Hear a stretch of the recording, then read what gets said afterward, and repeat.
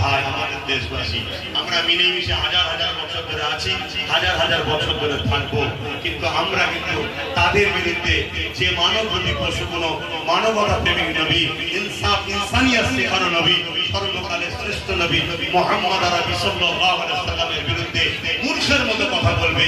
শিক্ষা অর্জন করো, আমার নবীকে পড়ো, আমার নবীকে জানো, প্রত্যেকটা ভাষাতেই নবীর জীবনী আছে। হুজুরকে জানো, হুজুরকে চেনো, হুজুরের সম্বন্ধে জানো। আমার বিশ্বাস সবাই হুজুরের গোলাম হয়ে যাবে। কথা বোঝা আসছে? আমাদের সঙ্গে সমস্ত মানুষের সেবা করে আসছেন, যেভাবে সমস্ত ধর্মের মানুষের সেবা করবে। এই যে পূর্ব মেদিনীপুরে, পশ্চিম মেদিনীপুর, বন্যা কবলিত এলাকার মানুষের পাশে দাঁড়িয়েছে আমাদের ছেলেরা, সংগঠনের ছেলেরা। তোমরা কি শুধু মুসলমানদের হেল্প করেছো নাকি? কেন?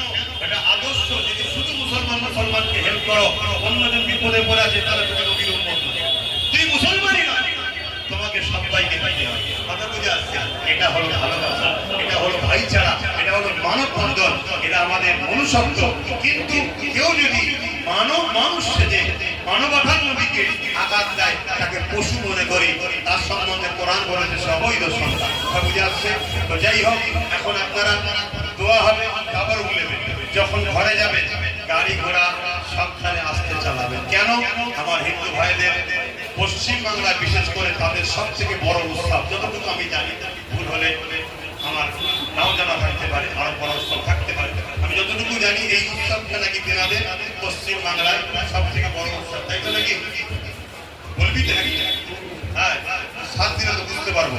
তো যাই হোক, আমার ভাইদের উৎসব চলছে, অলরেডি শুরু হয়েছে। সেই জায়গায় তারা রাস্তাঘাটে বিভিন্ন প্রয়োজনে যাবে, কেনাকাটিতে বেরোবে, তাদের সিস্টেম আছে ধর্ম করার, তারা সেই সিস্টেমে ধর্মের মণ্ডপে যাবে। আমাদের কোনো রকম যাতায়াতে হরেন বেশি দেওয়া, ডিস্টার্ব যেন আমার ভাইদের কোনো রকম না হয়, এটা করতে আপনার। কেন? এটা আমার নবী না, এটা আমার নবী।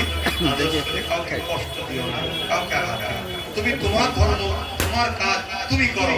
সে কি করছে না করছে তার ধর্ম, সে করো, সে দেখবে, সে জবাব দেবে, তুমি তোমার জবাব দেবে। কথা মানে এটা হচ্ছে, কিন্তু তুমি মানুষ, সে মানুষ, দেশ সবাই মিলেমিশে থাকবে। এটা হচ্ছে মানববন্ধন, এটাই মনুষ্যত্ব, এটাই আমার নবী শিখিয়েছে। আলহামদুলিল্লাহ, আলহামদুলিল্লাহ, একটা দায়িত্ব নিয়ে বলছি। তবে বাংলা সহ ভারতবর্ষ জুড়ে মুসলমানরা এখনো ভাইচারা, বন্ধুত্ব দেখিয়ে যাচ্ছে।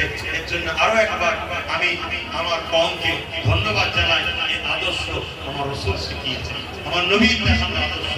তাই আমি সংক্ষেপ করছি, সবাই ওই দিকে ঘুরে বসুন, আস্তে আস্তে ওদিক ঘুরে বসুন, দোয়া হবে। দোয়ার